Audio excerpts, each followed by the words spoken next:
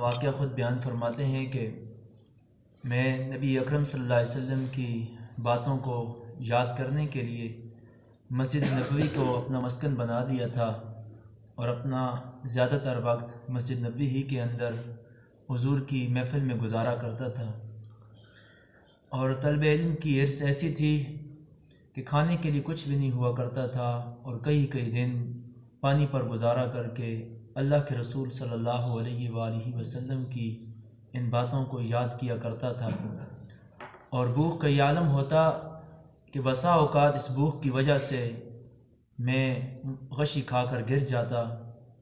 اور میرے دوسرے ساتھی سمجھتے کہ ابو ہریرہ کو مرغی کا غوٹہ آیا ہے، اس وجہ سے یہ گر گئے ہیں، اور وہ میری گردن کے اوپر پاؤں رکھ کر زور دیتے، چونکہ یہی اس زمانے کا طریقہ تھا، جس کو یہ غوٹہ آتا تو اس کی گردن کو دبایا جاتا تھا۔ فرماتے ہیں کہ حالانکہ مجھے مرغی تو تھی نہیں، یہ بھوک کی وجہ سے غشی کھا کر میں گرا کرتا تھا۔ آپ رضی اللہ تعالیٰ عنہ ایک دفعہ مسجد نبوی کے اندر آپ علیہ الصلوۃ والسلام کے پیچھے نماز ادا فرمائی اور باہر کھڑے ہو گئے، اس راستے پر جہاں سے ابو بکر و عمر رضی اللہ تعالیٰ عنہما گزرا کرتے تھے۔ چونکہ مسجد نبوی کے قریب ہی صحابہ کرام رضوان اللہ اجمعین کے گھر مبارک تھے، تو راستے پر کھڑے ہوئے، وہاں سے جب صدیق اکبر رضی اللہ تعالیٰ عنہ گزرنے لگے تو ایک ایسا مسئلہ دریافت پوچھا جو خود ابو ہریرہ رضی اللہ تعالیٰ عنہ کو معلوم تھا، لیکن اس لیے پوچھا کہ صحابہ کرام رضوان اللہ اجمعین کا یہ طریقہ زندگی تھا کہ جس کے گھر کے اندر اگر کچھ کھانے کے لیے ہوتا تو وہ اکیلے ہی نہیں کھایا کرتے تھے، بلکہ اپنے دوسرے ساتھی کو شریک کر کے کھایا کرتے تھے۔ تو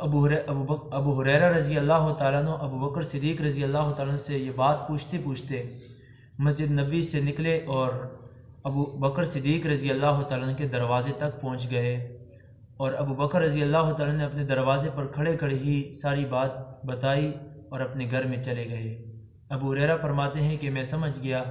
آج ابو بکر کے گھر میں بھی فاقہ ہے، کھانے کے لیے کچھ نہیں ہے۔ فرماتے ہیں میں پھر لوٹ کر آیا، اور تھوڑی دیر بعد جب عمر وہاں سے گزرنے لگے تو میں نے ان سے وہی بات پوچھی،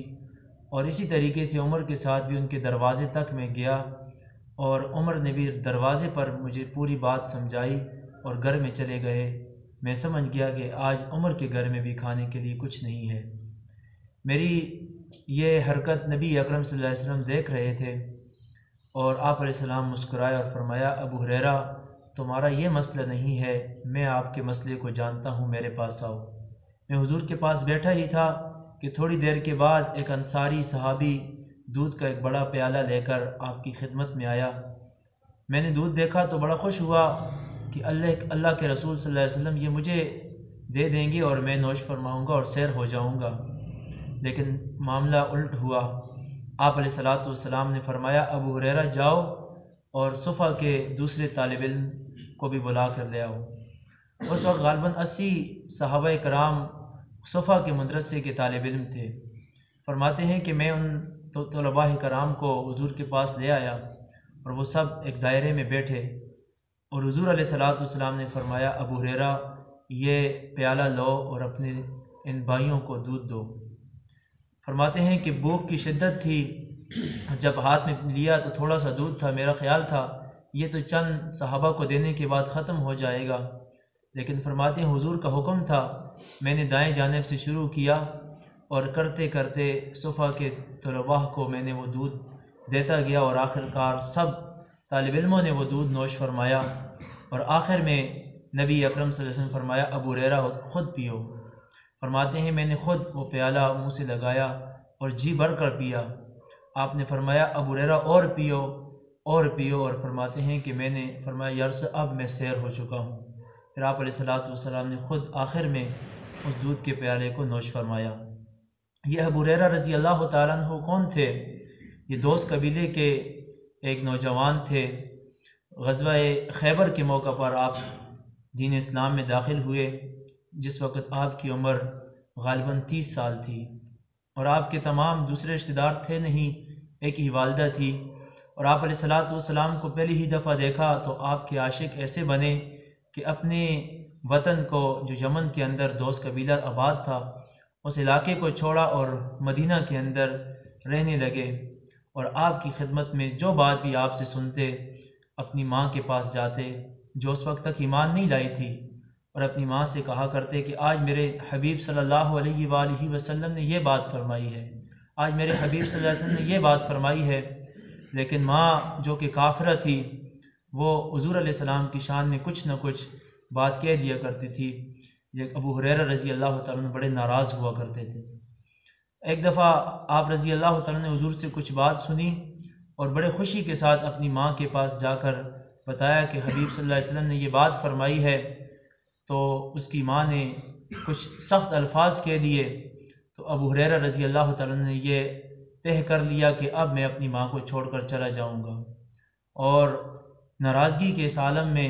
اپنے گھر کو چھوڑ کر آپ علیہ السلام کی خدمت میں پہنچتے ہیں۔ حضور نے اپنے صحابی رسول کے چہرے سے ہی پہچان لیا کہ کس حالت میں گھر سے آئے ہیں۔ فرمایا ابو ہریرہ کیا ہوا؟ فرمایا یا رسول اللہ صلی اللہ علیہ وسلم میری ماں کے لیے ہدایت کی دعا کر دیجیے۔ اس ایک جملے کے اندر ہی جو گھر میں بیتی تھی اس کی پوری داستان کو ایک جملے کے اندر بیان فرما دیا، اور آپ علیہ السلام نے بھی اسی وقت اللہ کی بارگاہ میں ہاتھ اٹھائے اور فرمایا اے اللہ ابو ہریرہ کی ماں کو ہدایت عطا فرما۔ اب ایمان ایسا مضبوط ہے کہ حضور علیہ السلام نے جو ہی دعا فرمائی ابو ہریرہ رضی اللہ تعالیٰ عنہ پچھلے قدموں اپنے گھر کی طرف بھاگنے لگے۔ دوستوں نے پوچھا ابو ہریرہ کیا ہوا، کیوں بھاگ رہے ہو؟ فرمانے لگے میں یہ دیکھنے جا رہا ہوں کہ پہلے میں اپنے گھر کو پہنچوں گا یا میرے حبیب صلی اللہ علیہ وسلم کی دعا میرے گھر تک پہنچتی ہے۔ اسی عالم میں اپنے گھر کے دروازے پر پہنچتے ہیں، دروازہ اندر سے بند تھا، کھٹکھٹایا تو اندر پانی کی آواز کو محسوس کیا، اور ماں کہہ رہی تھی ابو ہریرہ تھوڑی دیر انتظار کرو میں آ رہی ہوں۔ جب دیکھا تو ماں نے ابھی غسل کیا ہوا تھا اور زبان کے اوپر کلمہ شہادت جاری تھا۔